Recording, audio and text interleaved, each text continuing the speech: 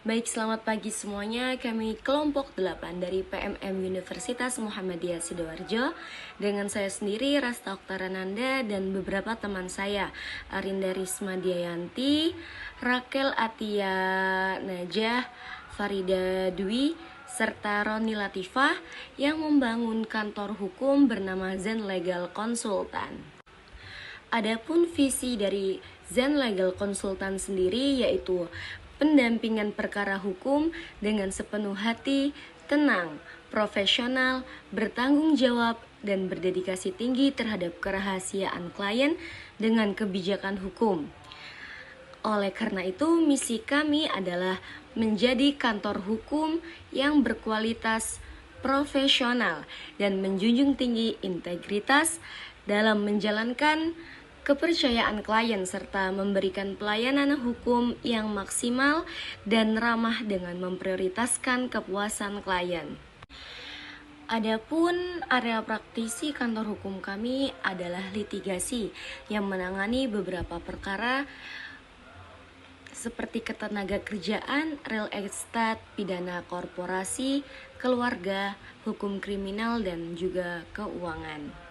Berarti area praktisi kami mencakup individu dan perusahaan. Struktur organisasi dari kantor hukum kami, yang pertama ada founder dan managing partner yang diambil alih oleh Arinda Risma Diayanti, lalu Roni Latifah sebagai senior associate, Rahel Atia sebagai associate, Farida Dwi sebagai junior associate, dan saya sendiri Rasta Oktara sebagai paralegal di kantor hukum kami. Dalam kesempatan kali ini, kami akan membahas sedikit mengenai rencana strategis dalam membangun kantor hukum modern berkelas nasional. Adapun beberapa langkah yang akan kami ambil dalam membangun kantor hukum modern berkelas nasional ini adalah penetapan visi dan misi, analisis pasar pesaing, membangun struktur organisasi, penetapan target pasar, lokasi dan fasilitas yang tepat, teknologi dan sistem informasi, pengembangan merek, pengembangan tim, pengembangan jaringan, pengembangan layanan umum, pengelolaan keuangan, pengukuran kinerja, pemasaran dan promosi, kepatuhan hukum. Di sini saya akan menjelaskan tentang penentuan visi dan misi. Jadi, dalam perintisan sebuah kantor hukum modern, kami berusaha untuk menjadi yang terdepan dalam praktik hukum dan menetapkan standar baru dalam pelayanan kepada masyarakat. Kantor hukum kami juga bertujuan untuk menetapkan tolak ukur layanan hukum modern. Jadi, secara aktif akan berkontribusi terhadap kemajuan profesi hukum. Kemudian, kami juga mempunyai beberapa strategi untuk menentukan visi dan misi kantor hukum modern yang akan kami dirikan agar kantor hukum kami diakui secara nasional, seperti melakukan penelitian komprehensif mengenai industri hukum, baik melalui nasional maupun lokal, yaitu dengan cara memahami tren, kebutuhan klien, persaingan, dan bidang hukum yang sedang berkembang.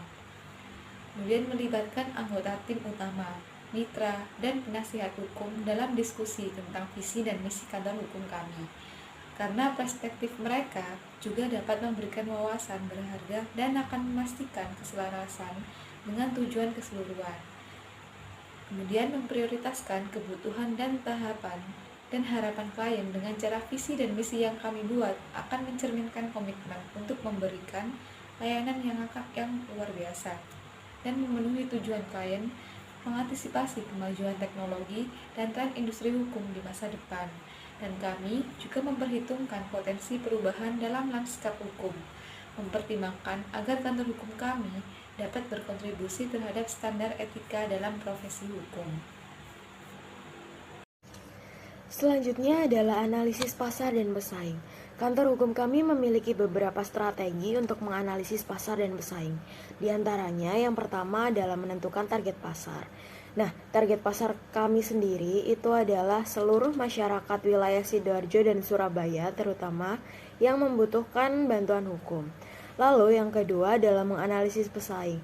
Nah, di sini kami akan mengidentifikasi kantor hukum para pesaing dengan mengumpulkan data mengenai strategi, kinerja, kelemahan dan juga kelebihan dari kantor hukum para pesaing. Yang ketiga, membentuk slogan atau pesan inti yang menarik.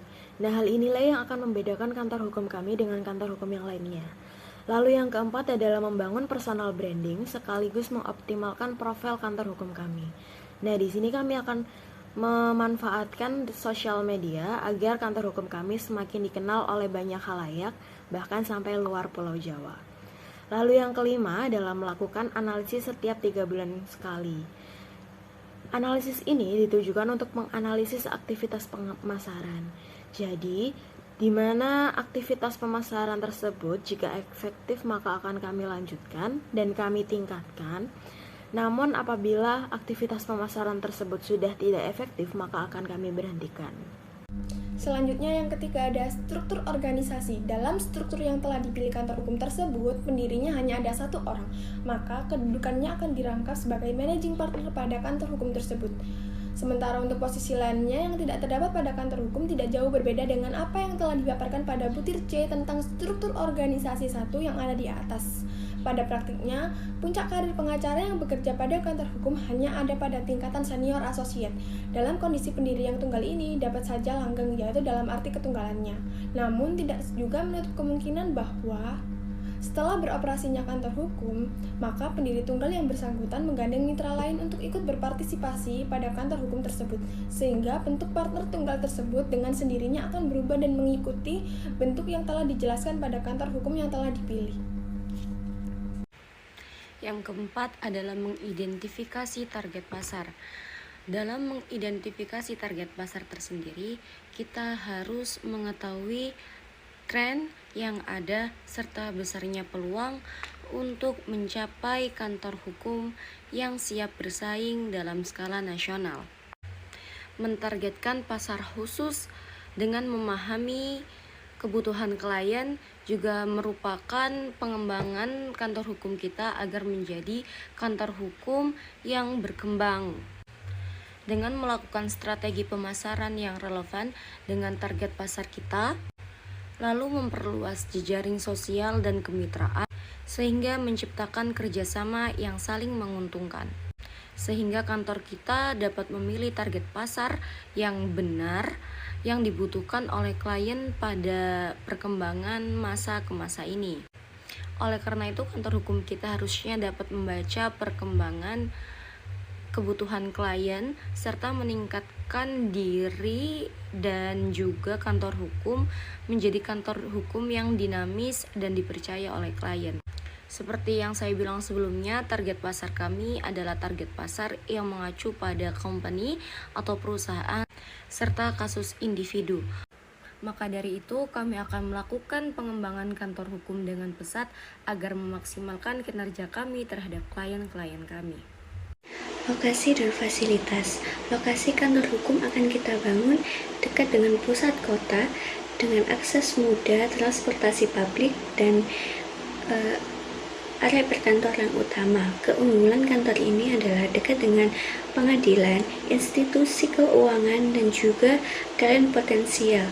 Untuk fasilitas, kantor akan memiliki desain arsitektur modern dengan rancangan ruangan yang estetika dan fungsional, area kerja fleksibel untuk kolaborasi tim, memiliki teknologi canggih, internet super cepat, ruang rapat yang sangat canggih, tempat penyimpanan dokumen yang aman, dan keamanan 24 jam setiap harinya, dan juga area khusus untuk pertemuan antara klien, serta kantor akan memprioritaskan pada praktik ramah lingkungan. Kemudian ada teknologi dan sistem informasi.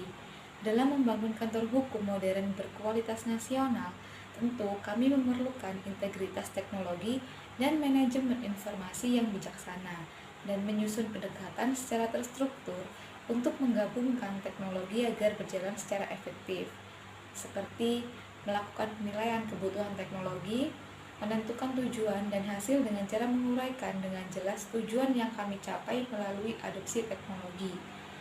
kemudian memilih perangkat lunak dan alat hukum yang sesuai, memastikan teknologi terintegritas secara lancar satu sama lain untuk menghindari silo dan meningkatkan efisiensi secara keseluruhan, memprioritaskan langkah-langkah keamanan siber yang kuat untuk melindungi informasi sensitif klien kami, mempertimbangkan untuk menggunakan solusi berbasis cloud agar memungkinkan akses jarak jauh, menggunakan alat komunikasi yang aman dan portal klien untuk pertukaran rahasia, menerapkan alat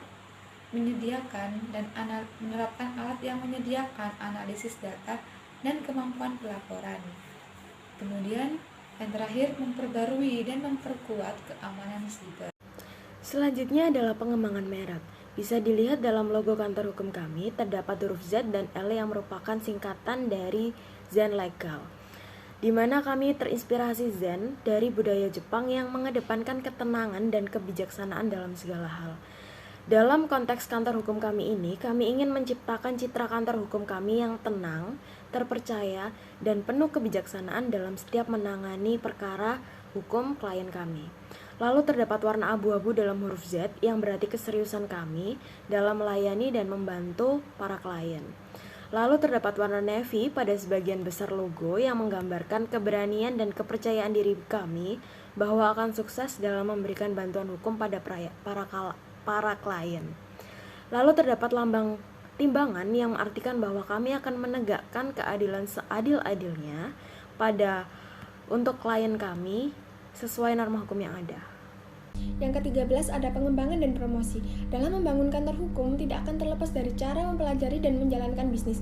Mempelajari pemasaran hukum adalah salah satu keterampilan yang paling penting untuk dikembangkan ketika memulai sebuah kantor hukum. Tujuan promosi itu sendiri yaitu untuk meningkatkan produk atau jasa yang telah ditawarkan. Memasarkan kantor hukum bukan berarti seorang pengacara harus memasang iklan dan melakukan promosi secara besar-besaran, karena hal tersebut dapat melanggar kode etik advokat atau pengacara yang melarang untuk memasang iklan semata-mata untuk menarik perhatian. Namun, marketing kantor hukum menggambarkan bagaimana kantor hukum dapat membangun branding yang kuat di kalangan masyarakat melalui alat pemasaran seperti situs web, media sosial, atau profil perusahaan.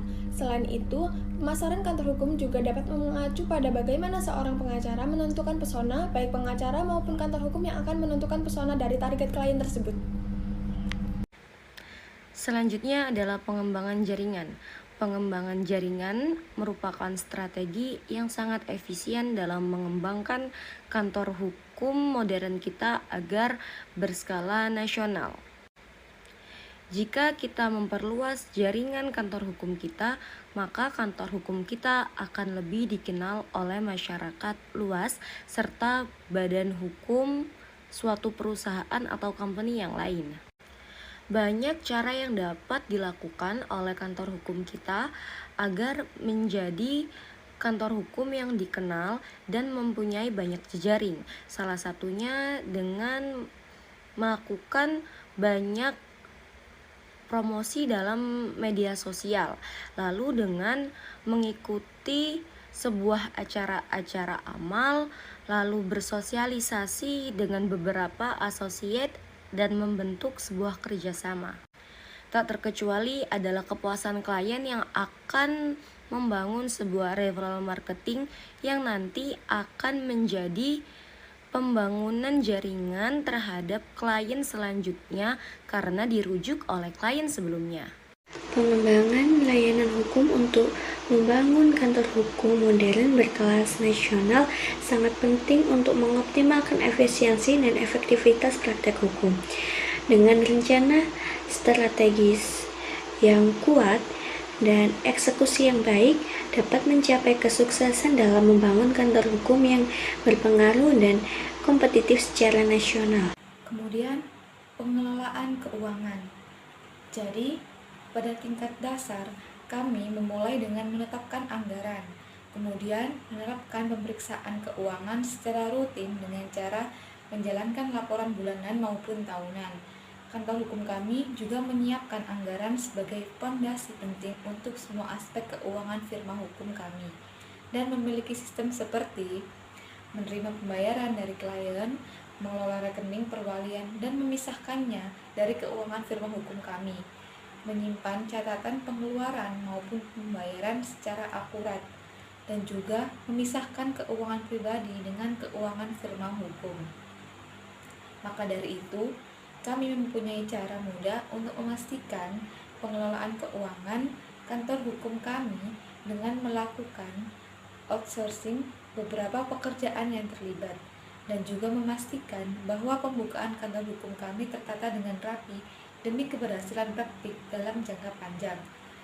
Dengan perangkat lunak manajemen kantor hukum, kami juga dapat dengan mudah melacak jam kerja yang dapat ditagih, mencatat pembayaran klien, dan juga membuat laporan khusus di satu tempat yang mudah digunakan. Pengukuran kinerja. Dalam hal ini, kantor hukum kami memiliki beberapa cara. Yang pertama adalah dari aspek finansial, yang berhubungan dengan keuangan pastinya akan menjadi pertimbangan yang sangat penting ketika kami akan melakukan pengukuran kinerja. Lalu yang kedua adalah aspek non-finansial. Nah, dalam aspek non-finansial ini mencakup seperti kualitas hukum yang kami berikan, efisiensi penanganan perkara, dan juga termasuk dari tingkat kepuasan para klien. Lalu yang ketiga adalah program dan sasaran. Penetapan program dan target yang jelas dapat membantu kami dalam mengukur kinerja kantor hukum kami. Lalu ada indikator ekonomi. Hal ini mencakup hard skill seperti keahlian hukum dan soft skill seperti etika profesi. Lalu yang terakhir adalah evaluasi kinerja individu karyawan untuk membantu meningkatkan kinerja kantor hukum kami secara keseluruhan. Yang ke-13 ada pengembangan dan promosi. Dalam membangun kantor hukum tidak akan terlepas dari cara mempelajari dan menjalankan bisnis. Mempelajari pemasaran hukum adalah salah satu keterampilan yang paling penting untuk dikembangkan ketika memulai sebuah kantor hukum. Tujuan promosi itu sendiri yaitu untuk meningkatkan produk atau jasa yang telah ditawarkan. Memasarkan kantor hukum bukan berarti seorang pengacara harus memasang iklan dan melakukan promosi secara besar-besaran, karena hal tersebut dapat melanggar kode etik advokat atau pengacara yang melarang untuk memasang iklan semata-mata untuk menarik perhatian. Namun, marketing kantor hukum menggambarkan bagaimana kantor hukum dapat membangun branding yang kuat di kalangan masyarakat melalui alat pemasaran seperti situs web, media sosial, atau profil perusahaan. Selain itu, pemasaran kantor hukum juga dapat mengacu pada bagaimana seorang pengacara menentukan pesona, baik pengacara maupun kantor hukum yang akan menentukan pesona dari target klien tersebut. Selanjutnya adalah kepatuhan terhadap hukum. Dari banyaknya cara-cara di atas, kantor hukum akan hancur dengan sendirinya jika tidak mentaati aturan kepatuhan hukum itu sendiri. Kepatuhan terhadap hukum adalah dasar dari berjalannya sebuah kantor hukum, karena dari situ kepercayaan klien akan tumbuh. Kepercayaan klien tersebut akan tumbuh jika kita mentaati kode etik profesi hukum dan menjalankan kewajiban kita sebagai kantor hukum dengan mematuhi aturan-aturan hukum yang berlaku. Sebagai kantor hukum yang baik dan taat akan kode etik, hal ini akan sangat berpengaruh terhadap pelayanan klien serta memberi perlindungan terhadap rahasia klien. Sustainability dan pertumbuhan pada kantor hukum kami mencakup berinvestasi secara finansial, mematuhi etika profesional, menggunakan praktik bisnis berkelanjutan, menciptakan lingkungan inklusif, dan mengelola resiko dan menjalin kemitraan dengan firma lain yang bertujuan untuk membangun kantor hukum yang modern, berkelas nasional dengan dampak positif pada masyarakat dan lingkungan sekitar.